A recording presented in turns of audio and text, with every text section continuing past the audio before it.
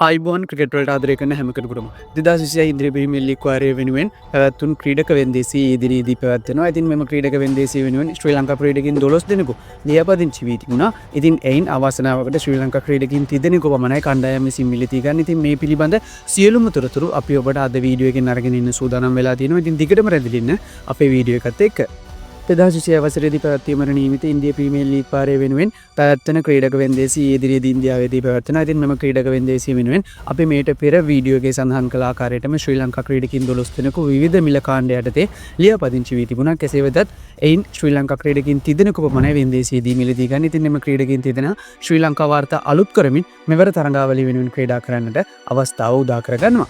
ඉතින් පළමුවෙන්ම අලවිවූ ශ්‍රී ලංකා ක්‍රීඩකයා බවට පත්වන්නේ මතීෂ පතිරින්. ඉතින් අපි මීට පෙර වීඩියෝ එකේදී ඔබට සඳහන් කළ ආකාරයට මතීෂ පතිරින් ඉන්දියා ප්‍රීමියර් ලීග් ගමන ආරම්භ කළ අවස්ථාවේ සිට පළමු වරට තමයි ක්‍රීඩක වෙන්දේසියක් වෙනුවෙන් චෙන්නයි සුපර් කිංස් කණ්ඩායම ඔහුව නිදහස් කර තිබෙනවා. ඉතින් එම නිසාවෙන් බොහෝ කණ්ඩායම් ඔහුව මිලදී ගැනීමට දැඩි ඉල්ලුමක් තිබෙනවා. ඉතින් එම නිසාවෙන් ශ්‍රී ලංකා වාර්තා අලුත් කරමින් ඔහු මෙවර ඉන්දියා ප්‍රීමියර් ලීගය වෙනුවෙන් ක්‍රීඩා කරන්නට අවස්ථාව ලබා ගන්නවා. ඒ කොල්කතා නයිට් රයිඩර්ස් කණ්ඩායමට. ඉතින් ඒදී ඔහු ඉන්දියා රුපියල් කෝටි 18ක මුදලකට තමයි කොල්කතා නයිට් රයිඩර්ස් කණ්ඩායම මිලදී ගන්න. ඉතින් මෙය ශ්‍රී ලංකා වාර්තාවක් බවට පත්වන්නේ ශ්‍රී ලංකා ක්‍රීඩකයෙකු ඉන්දියා ප්‍රීමියර් ලීගය වෙනුවෙන් කණ්ඩායමක් විසින් තෝරාගත් ඉහළම මුදල ලෙස මෙම මුදල සටහන් වීම හේතුවෙන්. ඉතින් ඉන් අනතුරු වෙන්දේසියේදී අලවිවූ දෙවන ශ්‍රී ලංකික ක්‍රීඩකයා බවට පත්වන්නේ වනිදු හසරංග. ඔහු වෙන්දේසියට පෙර ඔහුගේ මූලික මුදල ලෙස සටහන්ව තිබුණේ ඉන්දියා රුපියල් කෝටි 2ක මුදල. කෙසේ වෙතත් කිසිදු කණ්ඩායමක් ඔහුව මිලදී ගැනීමට සටනක නිරත වන්නේ නැහැ. ඉතින් එම නිසාවෙන් ලක්නෝ සුපර් ජයන්ට්ස් කණ්ඩායම ඔහුගේ මූලික වෙන්දේසි මුදල වන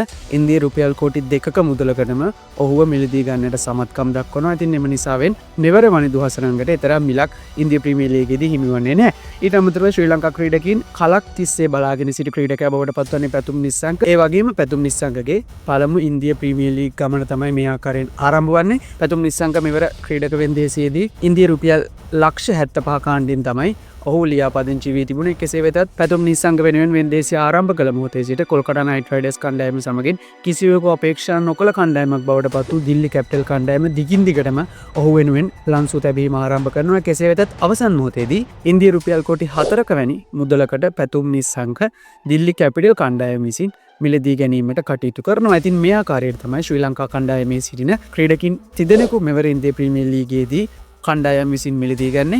ඉතින් ඒදී විශේෂත්වය බවට පත්වන්නේ කලකට පසුව තමයි මුල් පෙළ විශේෂයෙන්ම ආරම්භක පිටිකරුවෙකු මෙවර ඉන්දියා ප්‍රීමියර් ලීගය වෙනුවෙන් ක්‍රීඩා කිරීමට අවස්ථාව උදා කරගන්නේ. ඉතින් එහිදී මෙවර වෙන්දේසින් මිලදීගත් ශ්‍රී ලංකා ක්‍රීඩකින් 30 දෙනා වගේම වෙන්දේසියට නිදහස් නොකර කණ්ඩායම් රඳවා තබාගත් ශ්‍රී ලංකා ක්‍රීඩකින් 4 දෙනා සමගින් මෙවර තරඟාවලිය වෙනුවෙන් ශ්‍රී ලංකා ක්‍රීඩකින් 7 දෙනෙකු ක්‍රීඩා කිරීමට අවස්ථාව උදා කරගන්නවා. ඉතින් ඒදී නුවන් තුෂාර රොයල් චැලෙන්ජර්ස් බැංගලෝර කණ්ඩායම වෙනුණුත් ඒෂාන් මාලිංග සමගින් කමිදු මෙන්ඩිස් සන්රයිසර්ස් හයිදරාබාද් කණ්ඩායම වෙනුණුත් සහ දුෂ්මන්ත චමීර දිල්ලි කැපිටල් කණ්ඩායම වෙනුණුත් මීට පෙර වෙන්දේසියට නිදහස් නොකර තමන්ගේ කණ්ඩායම රඳවා තබා ගැනීමට එම කණ්ඩායම කළමනාකාරීත්වය කටයුතු කරනවා. ඉතින් මෙම ක්‍රීඩකින් 4 දෙනා සමගින් තමයි සම්පූර්ණ ක්‍රීඩකින් සංඛ්‍යාව 7 දෙනා බවට පත්ව තිබෙන්නේ. ඉතින් එහිදී 2026 ඉන්දියා ප්‍රීමියර් ලීග් වාරය වෙනුවෙන් දිල්ලි කැපිටල් කණ්ඩායම වෙනුවෙන් ශ්‍රී ලංකා ක්‍රීඩකින් 2 දෙනෙකු ක්‍රීඩා කිරීමට නියමිත වී තිබෙනවා. ඒ දුෂ්මන්ත චමීර සමගින් පැතුම් නිස්සංක, ඊට අමතරව සන්රයිසර්ස් හයිදරාබාද් කණ්ඩායම වෙනුවෙන් ඒෂාන් මාලිංග සමගින් කමිදු මෙන්ඩිස්, ඊට අමතරව ලක්නෝ සුපර් ජයන්ට්ස් කණ්ඩායම වෙනුවෙන් වනිදු හසරංගත්, රොයල් චැලෙන්ජර්ස් බැංගලෝර කණ්ඩායම වෙනුවෙන් නුවන් තුෂාරත්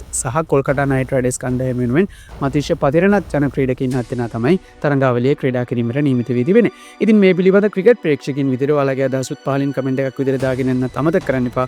ක්‍රිකට් පිටිය අලුත් වෙන සියලුම තොරතුරු එසේනින් දැනගන්න අපිව සබ්ස්ක්‍රයිබ් කරලා දිගටම අපිත් එක්ක රැඳිලා ඉන්න කියලා අපි ඔබට ආරාධනා කරනවා. එහෙනම් හැම කෙනෙකුටම සුබ දවසක්.